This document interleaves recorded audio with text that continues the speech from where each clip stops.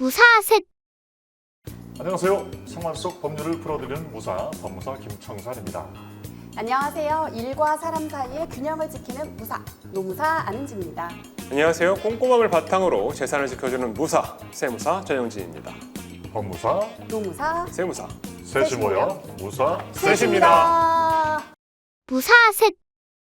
여러분들은 편하게 보시지만 저희들은 또 쉬는 날 나와서 이렇게 오늘은 뭐죠? 네, 법무사님이 또 이렇게 주인공 자리에 앉으셨습니다. 네. 법률 용어에 관해서 한번 예. 말씀 주시겠다고. 아, 전 자신 있게 얘기할 수 있습니다. 법률 용어를 대한민국에 있는 법무사 분들 중에 가장 많이 하실 거고 무슨 가장 잘 설명해 주실 거예요. 맞아요, 네, 맞아요. 그거 확신합니다. 네, 진짜. 네, 네. 오랜만에 맞는 말씀을 하시네요. 왜냐면 독서량이 상당하시기 때문에 네. 그렇지 않습니다. 그냥 뭐 인생은 무엇인가 맨날 이런 것만 고민하고 다니는 사람이라. 소장과 고소장은 네. 같은 뜻입니다. 마치 아이스 아메리카노와 아 간의 그런 관계가 아닐까. 그럴 수 네. 있죠. 노무사님 말씀하신 것처럼 소장과 고소장의 의미는 똑같을 것 같은데 이거를 어디에 제출하느냐에 네. 따라서 네. 소장이 될 수 있고 어. 고소장이 될 수 있을 것 같아요. 아유 정확하신 것 같습니다. 오, 법원에다 제출하거나 음. 검찰 쪽에 제출하는 게 이제 음. 고소장이라는 표현을 쓰는 것 같고 소장은 정부 기관이 아니라 뭐 민법상의 사적 간에 무언가 제출할 때 소장이라는 표현을 쓰는 게 아닐까라고 조심스럽게 추론해 봅니다. 처음 답변만 딱 따면 좋았는데 소장은 법원에 내는 게 맞습니다. 소장. 그런데 고소장은 말 그대로 고소라는 말은 형사 고소만 가능하거든요. 그러니까 민사 소송이나 행정 소송이나 다른 소송은 법원에다가 소장을 내는 게 맞고 고소는 형사 고소장이기 때문에 형사기관 그러니까 수사기관에다가 내는 게 고소장입니다. 아, 그러면 경찰서에다가 그렇죠. 고소장. 대부분에서는 경찰서가 되겠고 특별한 죄는 이제 검찰청에다가 제출하는 경우도 생기겠죠. 언뜻 생각하기로는 법원에다가 소장을 제출할 일이 많지가 않을 것 같습니다.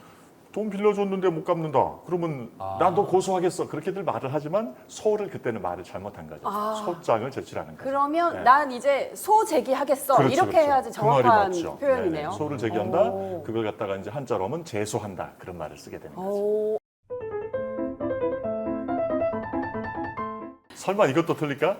이번에는 진무사님이 제가 먼저 기회를 드리겠습니다. 얄팍한 지식으로는 피의자, 피고, 피고인이 같은 뜻으로 알고 있거든요. 그러니까 제가 예전에 법률 용어를 공부했었을 때 피해를 주는 사람을 일단 피의자라는 걸 쓰고 검찰에서 이 피의자를 법원에서 부를 때 이제 피고, 소장을 제출할 때 이제 피고라는 용어로 이제 변경해서 그렇게 부르는 걸로 알고 있고 피해자는 말 그대로 피해를 받은 사람을 이제 피해자라고 하는 것으로 알고 있어요. 거의 정확하신데요. 네. 아, 그러니까 민사 소송으로 치면은 원고에 대해서 피고라는 그 대립되는 당사자가 있는 것이 맞고 형사 소송에서 피고의 역할을 하는 사람이 피고인이죠. 네가 죄를 지은 사람이야라고 진술도 하고 조사도 받고 그러는 사람이죠. 피의자는 형사 소송이 개시되지는 않은 수사 단계에서 죄를 지은 걸로 의심받고 있는 사람. 네. 의심할 의자거든요. 그래서 피의자. 확정된 게 아니라. 그렇죠. 보통 그 뭐 영화라든지 뭐 소설 같은 데 보면 이제 용의자라는 네, 말을 많이 쓰잖아요. 용의자. 서스펙트. 네. 그거랑 같은 개념이라고 보시면 되겠죠. 피의자가 용의자랑 같은 네, 개념이구나. 네, 네, 네. 그리고 피해자는 말 그대로 피해를 입은 그쵸, 사람이니까. 그러니까 피해자가 고소를 하면 수사가 개시가 되겠죠.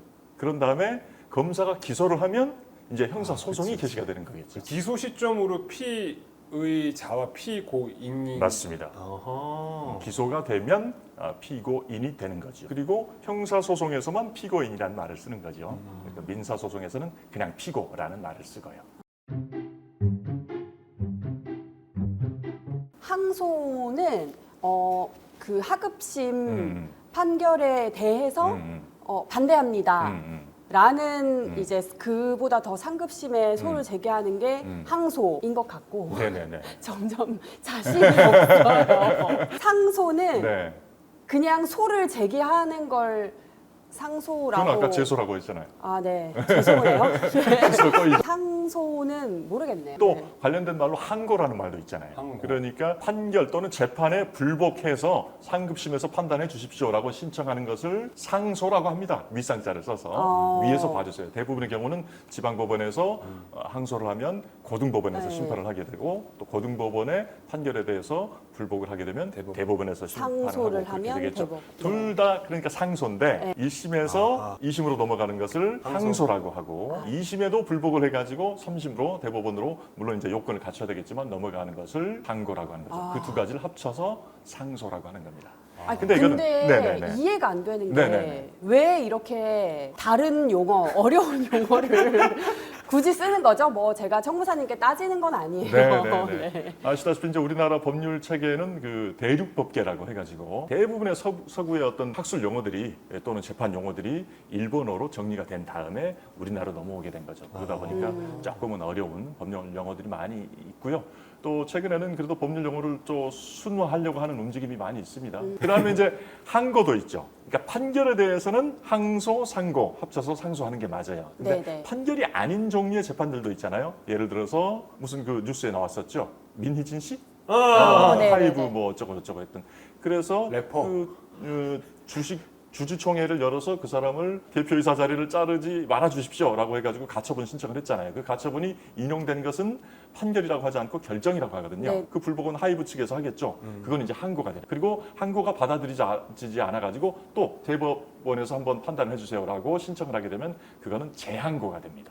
네. 저 한 번만 정리하고 싶어요. 네네네. 그러니까는 어쨌든 상급심에다가 다시 뭐 이렇게 이걸 판단해달라고. 판단해 주세요라고 하는 네네. 그 전체를 상소라고 하는 거고 맞습니다. 1심에서 2심 가는 거를 항소. 항소. 판결일 때. 네. 네네네. 그다음에 대법원에 가는 네. 것을 상고. 상고. 네. 아, 그다음에 판결 외의 네. 것에 뭔가 네네. 다시 심판해달라 요청하는 네. 것을 네. 항고. 네. 판결 얘기가 나와서 네, 그런데 네, 네. 인용, 네. 기가, 네네. 각하 네네. 이런 거 물론 저희는 이제 많이 접해 보니까 알 수 있는데 음. 그걸 모르시는 분들도 되게 네. 많으실 것 같아서 네네네. 인용이라는 건 신청한 그대로 받아들여줬다는 얘기입니다. 원고가 소장을 냈을 거 아니에요. 그 원고가 낸 대로 신청 그대로 받아들여주는 거 재판부에서 인정해주는 것을 인용이다라고 얘기를 하는 거고요. 네. 기각은 반대죠. 네. 원고의 청구를 기각한다 그렇게 말을 쓰는 거죠. 그러면은 너의 청구를 받아들이지 않겠다. 각하는 소송의 요건 자체를 갖추지 못했을 때 예를 들어서 피고가 될 수 없는 사람을 피고로 잡았다든지 뭐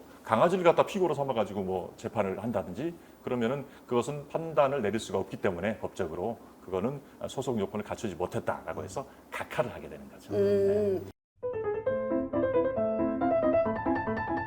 저 네. 이건 진짜 알 것 같아요. 네. 아까의 수모를 실을 수 있는 변호사는 그냥 그 직업을 지칭하는 용어인 것 같고 변호인은 뭐 변호사가 변호인이 될 수도 있는 거고 원고나 피고를 대리하는 그러니까 변호하는 사람을 변호인이라고 하는 게 아닌가. 맞는 것 같지 않나요? 반은 맞고 반은 틀린. 근데 거의 뭐 맞추신 것 같다고 볼 수가 있어요. 그 유명한 영화 있죠. 한 10여 년 전에 나왔던 송강호 씨가 주연했던 변호인이죠. 맞아요. 네.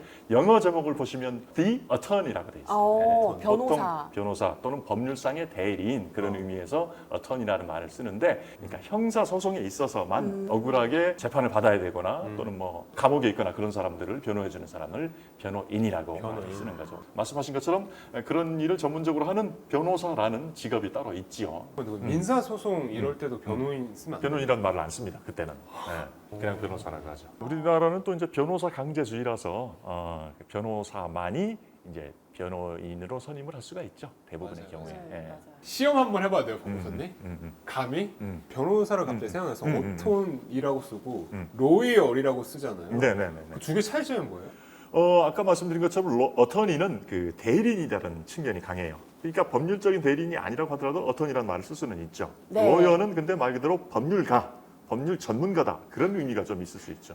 저희도 어톤이에요. 그렇죠. 그렇게 얘기할 수 네. 있죠. 예. 근데 알면서 시험해 보신 건가요? 그런 것 아까 그 같아요. 질문. 저 몰랐어요. 몰라서 진짜 궁금해서 여쭤봤어요. 저희가 또 청무사님의 독서량과 상식 수준에 놀라면서 네, 아닙니다. 마무리를 하게 됐네요. 네. 네, 감사합니다, 정말. 감사합니다. 네, 수고들 하셨습니다. 그러면 마무리하겠습니다. 네. 자, 지금까지 법무사 김청산, 노무사 아는지 세무사 전용진. 셋이 모여 무사 셋이었습니다. 셋이었습니다. 무사 셋